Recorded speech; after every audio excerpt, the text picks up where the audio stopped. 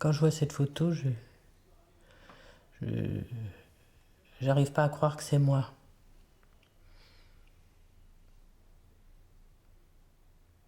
Heureusement que mes cheveux ont bien repoussé. J'avais plus de cils, plus de sourcils, plus rien. Je peux tourner? Alors moi, je suis victime d'un attentat. C'est l'attentat de Port-Royal en 1996, le 3 décembre 1996. J'habite Verrières-le-Buisson, je travaillais à Verrières-le-Buisson, donc je ne prenais jamais les transports en commun, sauf une fois par an pour le salon ELEC qui a lieu à Villepinte. Donc c'était le premier jour du salon, c'était un lundi. Et le soir à 18 h, j'ai pris le RER pour rentrer chez moi. Je dormais parce que j'étais fatiguée et je me suis réveillée quand j'ai eu la boule de feu sur mon visage. Donc je me suis demandé ce qui se passait. Instinctivement, je me suis protégé le visage avec les mains, ce qui a moins aggravé mon cas.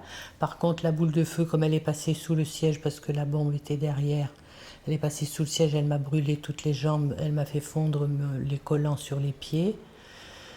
Et quand la boule de feu est partie, j'ai ouvert les yeux et puis je me suis retrouvée dans un wagon complètement explosé, avec des flammes, mais mes tympans avaient éclaté au moment de l'explosion, donc j'étais dans le silence le plus total. Donc je n'ai pas vu d'horreur parce que je me suis protégé la vue, je n'ai rien entendu parce que j'avais perdu l'ouïe, donc ça m'a un peu protégée. Et donc quand j'ai vu que j'étais dans ce wagon, ben, je t'ai sonné de toute façon. Je suis sortie toute seule du wagon par un trou comme j'ai pu et je me suis rendu compte que j'avais oublié mon sac à main. Donc je suis re-rentrée dans le wagon. Mais quand j'ai vu l'état du wagon, je me suis dit il vaut mieux pas y aller. Donc j'ai monté tous les escaliers à pied, toute seule jusqu'à la sortie parce que je voulais que quelqu'un s'occupe de ma fille. J'ai une fille qui est handicapée et donc elle était toute seule à la maison et moi je ne rentrais pas ce soir-là. Donc ça m'a donné une force extraordinaire pour monter jusqu'en haut, pour avoir de l'aide, pour qu'on s'occupe de ma fille. Et c'est un jeune étudiant de la faculté de médecine de Cochin qui s'est occupé de moi, assise sur le trottoir, et qui a été téléphoné à mon compagnon actuel pour s'occuper de ma fille. Et quand j'ai su que ma fille était prise en main, je me suis laissée aller. Et de là, on nous a emmenés dans un café à côté de la closerie des Lilas. Et on nous a arrosés avec des lances à incendie pour éteindre le feu, puisque j'étais complètement brûlée. Et ce qui m'a beaucoup apaisée. Et ensuite, je suis partie avec le SAMU, mais je ne savais pas du tout où j'allais. En fait, on m'a emmenée à Cochin, au service des brûlés de Cochin. Et quand je suis arrivée en salle d'opération, j'étais toujours consciente. Et les médecins ont dit on va lui raser la tête. J'ai hurlé, j'ai dit pas question. On va lui enlever les bagues, j'ai dit pas question. Donc ils ont tout fait quand j'étais endormie, hein. Voilà, et puis je me suis réveillée après, voilà. Je suis restée 5 semaines à Cochin.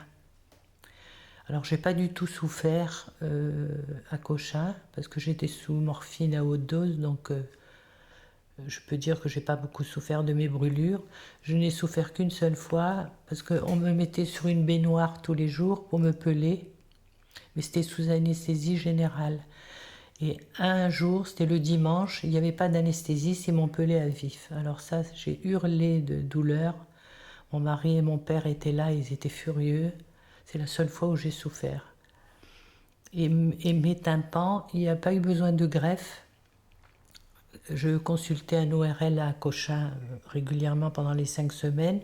Et cet ORL a dit que le cerveau était concentré sur mes brûlures et donc il laissait mes tympans de côté. Mais quand mes brûlures iraient mieux, il se concentrerait sur mes oreilles. Et effectivement, 3 mois après, le processus de guérison de mes oreilles a commencé à se faire tout seul. Donc j'ai pas eu besoin de greffe. Par contre, j'ai eu des greffes aux pieds 3 semaines après parce que mes pieds ne guérissaient pas. C'était du 3e degré avec les collants qui avaient fondu. Et puis, l'équipe de médecins qui me suivait à Cochem ont exigé que je fasse des cures à La Roche-Posay. Au départ, je ne voulais pas y aller parce que ça me posait des problèmes de gestion de ma maison, ma fille, etc.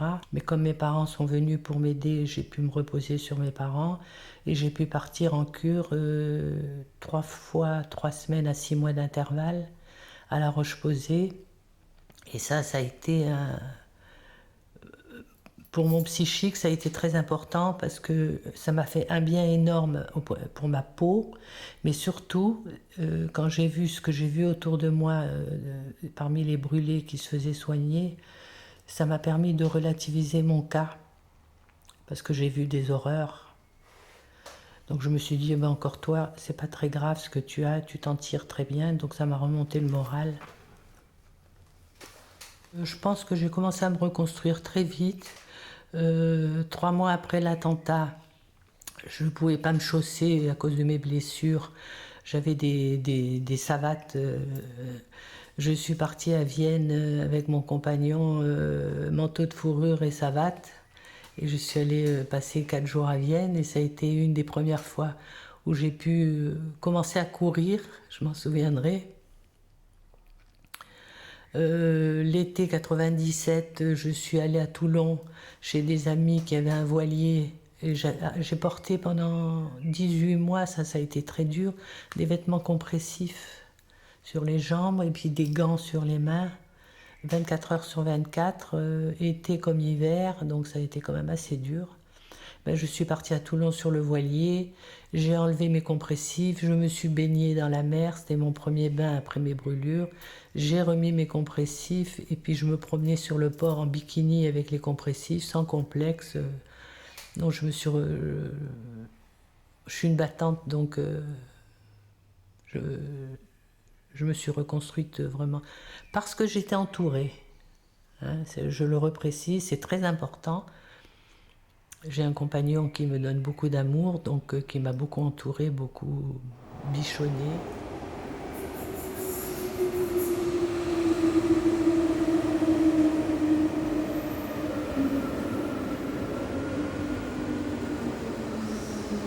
Le RER, j'ai mis 12 ans avant de pouvoir le reprendre. Je ne le prenais plus, je me déplaçais en voiture.